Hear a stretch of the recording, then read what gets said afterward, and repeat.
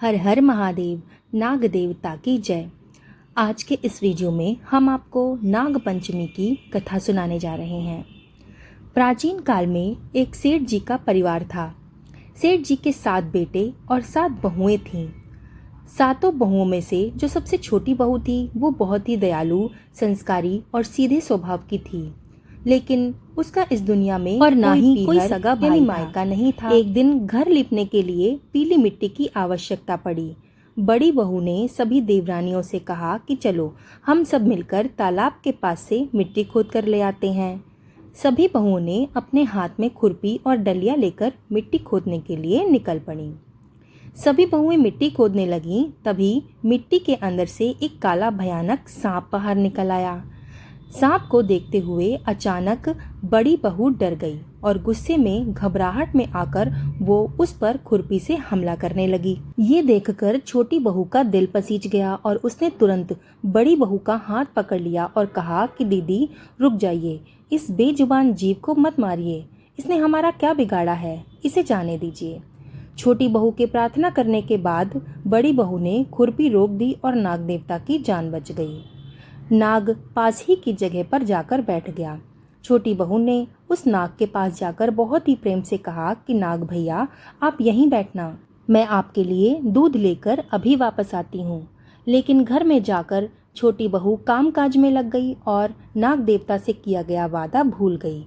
अगले दिन जब उसे याद आया तो वो दूध का कटोरा लेकर उस स्थान पर पहुंची, लेकिन नाग बैठा बैठा वहां पर इंतजार कर रहा था। तो छोटी बहू ने कहा कि नाग भैया राम राम। नाग देवता ने फन उठाकर कहा कि तूने मुझे भैया कहा है इसलिए मैं तुझे छोड़ रहा हूँ, नहीं तो आज मैं तुझे डस ही लेता। ऐसा कहकर सांप ने दूध पिया और बोला कि आज से तुम मेरी बहन हो, तुम्हें जो चाहिए मांग लो। छोटी बहू बोली कि भैया मेरा कोई भाई नहीं है, आपने मुझे अपनी बहन बना लिया, यही मेरे लिए सबसे बड़ा उपहार है, मुझे और कुछ नहीं चाहिए। जब भी मैं आपको अपने मन से याद करूं, बस तब तुम मेरे पास आ जाना। कुछ दिनों के बाद सावन का महीना आया और सेठ जी की सभी बहुएं अपने अपने मायके जाने लगीं। जाने से पहले छोटी बहू से बोली कि तेरा तो कोई पीहर नहीं है, तू कहाँ जाएगी। इस बात से छोटी बहू को बहुत दुख हुआ और वो रोते रोते अपने सर्प भाई को याद करने लगी। सर्पदेव ने अपने कहे अनुसार मनुष्य का रूप धारण किया और उसके घर पहुंच गए। वहां पहुंचकर सर्प ने छोटी बहू के ससुराल वालों से आग्रह किया कि वे छोटी बहू को उसके साथ भेज दें। इस पर सेठ जी बोले कि लेकिन उसका तो कोई भाई नहीं है, तो तुम कहां से आए हो। इस पर सर्प देवता ने कहा कि मैं इसका दूर का भाई हूँ और इसे घर ले जाने के लिए आया हूँ। ये सुनकर घर वालों ने छोटी बहू को सर्प देवता के साथ भेज दिया। रास्ते में सर्प देवता ने छोटी बहू को बताया कि वो उसे नागलोक ले जा रहा है, अगर उसे डर लगे तो वो उसकी पूंछ पकड़ ले। इस तरह दोनों नागलोक पहुंच गए। नागलोक में धन ऐश्वर्य और रत्नों को देखकर छोटी बहू चकित रह गई। वहां सर्प देवता ने उसका परिचय अपनी माँ से करवाया और कहा कि माँ, इसने मेरी जान बचाई थी और मैंने इसे अपनी छोटी बहन माना है। ये हमारे साथ यहाँ पे कुछ दिनों तक रहेगी। ये जानकर सर्प देवता की माँ ने छोटी बहू का स्वागत सत्कार किया और छोटी बहू वहाँ पर आराम पूर्वक रहने लगी। नागलोक में शेषनाग के छोटे छोटे बच्चे भी रहते थे, जिन्हें सर्प की माँ रोज दूध पिलाया करती थी।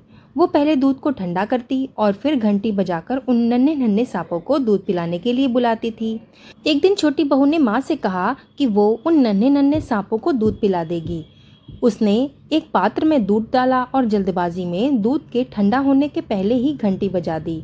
घंटी की आवाज़ सुनते ही छोटे छोटे सांप दूध पीने के लिए आ गए और गरम गरम दूध पीने से उनके फन जल गए। इस पर वो क्रोधित हो गए और बोले कि हम इसे डसेंगे। वो सुनकर छोटी बहू उनसे माफी मांगने लगी। तब सर्प देवता की माँ ने उन्हें ऐसा करने से मना किया। इसके बाद जब छोटी बहू वहां रहने का समय उसका पूरा हो गया, तब सर्पदेव और उसकी माँ ने उसे बहुत सारा धन दौलत और रत्न और आभूषण देकर वहां से विदा कर दिया। जब इतना सारा धन लेकर वो अपने ससुराल पहुंची, तब उसकी जेठानियों को जलन होने लगी। बड़ी बहू ने उससे कहा कि तुम्हारे भाई ने इतना कुछ दिया है तो साथ में सोने की झाड़ू भी दे देता। ये सुनकर सर्प देवता वहां मनुष्य के रूप में आ गए और अपनी बहन को सोने की झाड़ू भी दे दी। साथ में उसने अपनी बहन को मणि, और हीरों से सुसज्जित एक बेहद खूबसूरत हार भी उपहार में दिया।